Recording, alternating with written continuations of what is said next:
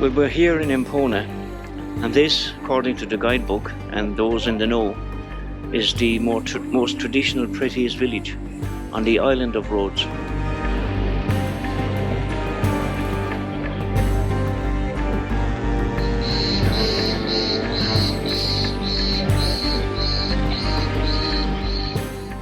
Well, we've now arrived in Siena, right smack in the middle of the island, heading south. 34 degrees and rising, but this is one magnificent church. Every square meter decorated with frescoes. Absolutely stunning. I've just been informed that this is a world famous church, and I'll inform you in the video a little bit more when I acquire the information. But it is magical inside.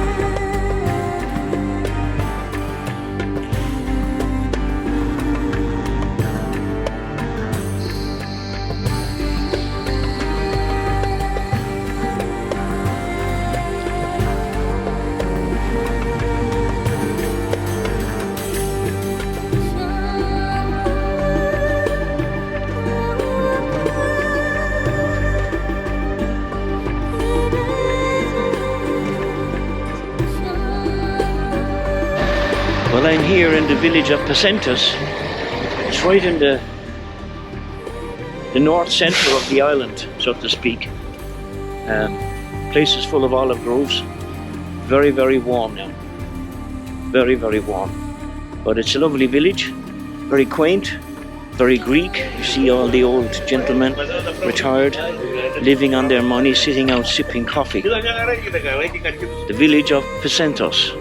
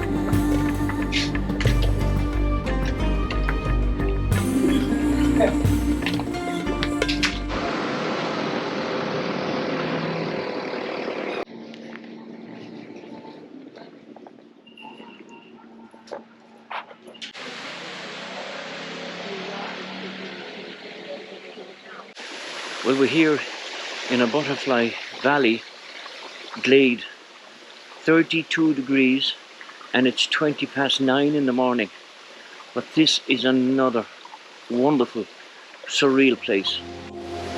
Here at the Butterfly Valley, visitors can witness a spectacular phenomenon which occurs only rarely in nature.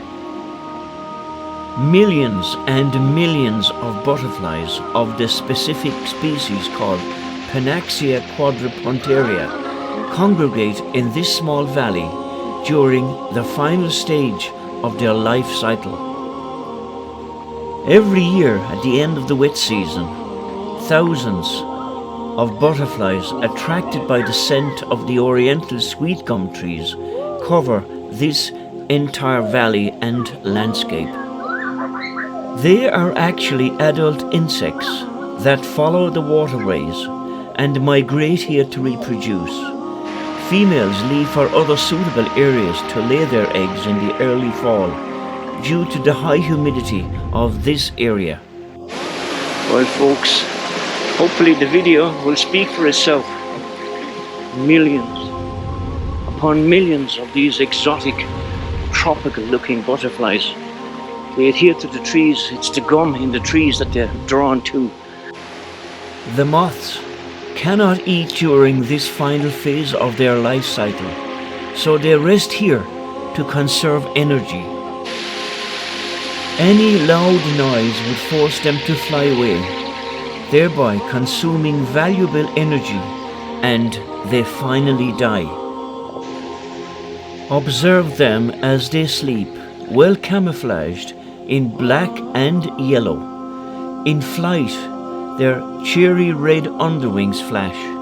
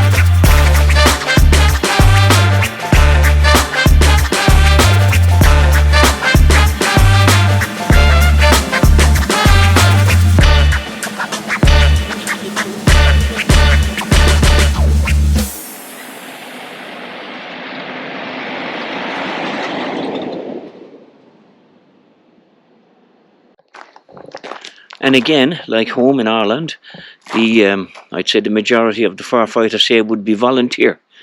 Now we know in the past few weeks, or a few weeks ago rather, there were rather severe forest and bushfires here in Rhodes.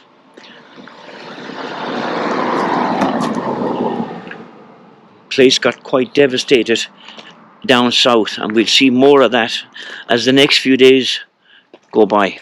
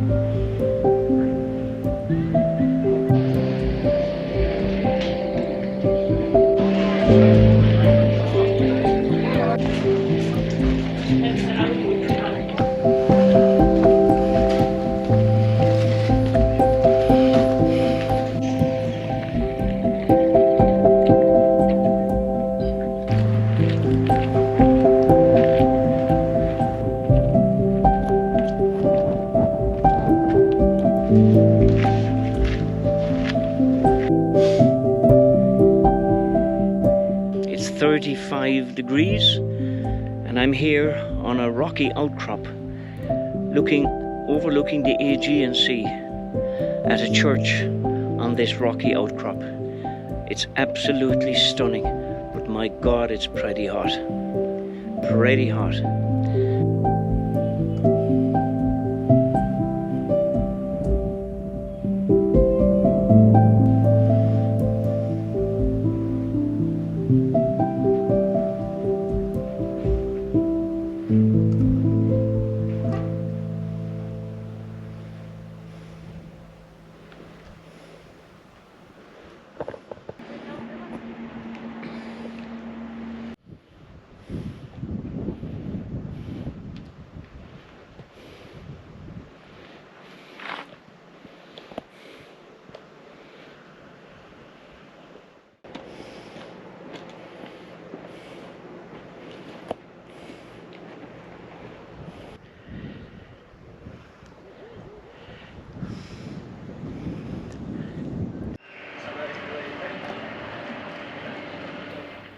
We're driving here through the Lindos and Lardos area in south-eastern Rhodes.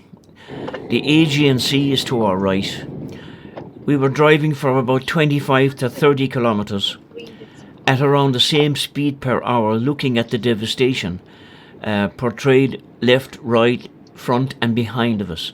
It's heartbreak to see the magnificent pine forest that we walked through, the forests that haven't been burned out or devastated, and to come down here and see the devastation.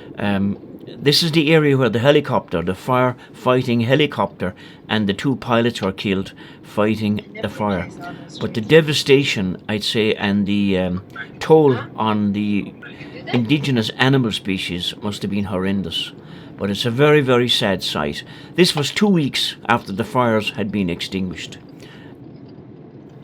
Greece had mounted its biggest evacuation ever, moving thousands of men, women and children from villages and resorts on Rhodes, as the wildfires, fanned by high-speed winds, raged for a 6th day. The country's fire department said 19,000 people, mostly tourists and hotels, had been moved, as blazes continued to spread uncontrollably on 3 fronts across the Aegean island. About 16,000 were transferred by land, the rest by sea. It was the biggest operation to safely transport residents and tourists that has ever been carried out in our country, said the Greek Fire Brigade spokesman. Greece's economy is highly dependent on tourism. It accounts for 25% of GDP and 1 in 5 jobs. As you can see here, the remains of a major bushfire which devastated this region here in Rhodes 2 weeks ago. The military lads are still down at the end of this track, cutting down trees that have been badly burned on the perimeter of the road so that they don't endanger traffic.